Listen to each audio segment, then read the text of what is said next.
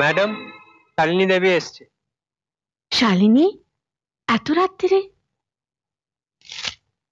আরে শালিনী, এত রাত্রিরে তুমি দিদির কাছে কি মনে করে? দিদি, 25,000 টাকা আমার খুব প্রয়োজন, যদি দাও প্রাণ রক্ষা করার মতন উপকার হবে।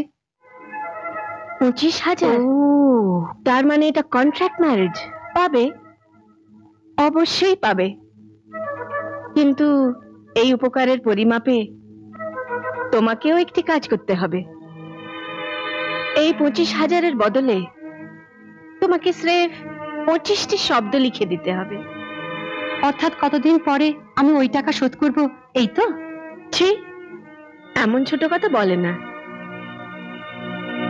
তোমাকে স্রেফ 25টি শব্দ লিখে দিতে হবে। গুনতে থাকো, আমি লিখি বলছি।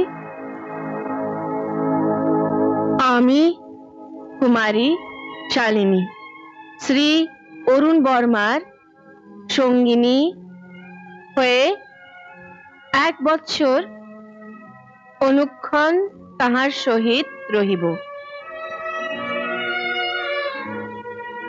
আমি প্রতিজ্ঞা করিতেছি যে 1 বৎসর পূর্ণ হইলেই তাহার সঙ্গ পরিত্যাগ করিব। 1 বছর এক অজানা পুরুষের সঙ্গে? এরকম সদা প্রস্তাব তো একজন খরিদ্দার কিছু পূর্বেই আমাকে দিয়েছিল। কিন্তু সেই খরিদ্দার 25,000-এর বদলে হরণ করে নিতে চায় তোমার কুমারিত্ব, তাই না?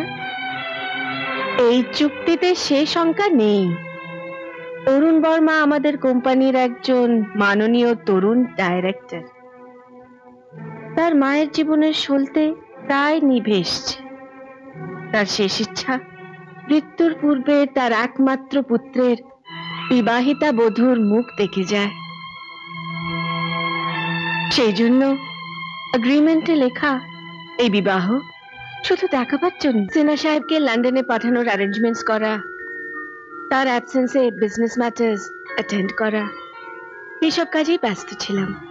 কিন্তু হ্যাঁ, আজ তোমার জন্য একটা খুশ খবর এনেছি। তুমি বোর্ড অফ ডিরেক্টরসে শামিল হয়ে গেছো। তোমার হৃদয় সাগরে ডুব দিতে চাই, দেখতে চাই প্রেমের কি মাধুরী ও মাদকতা সেখানে লুকিয়ে রয়েছে। যা কিছু আছে সবই তো তোমার অরুণ, শুধু তোমার, তোমার। My darling, My sweetheart, my dearest love.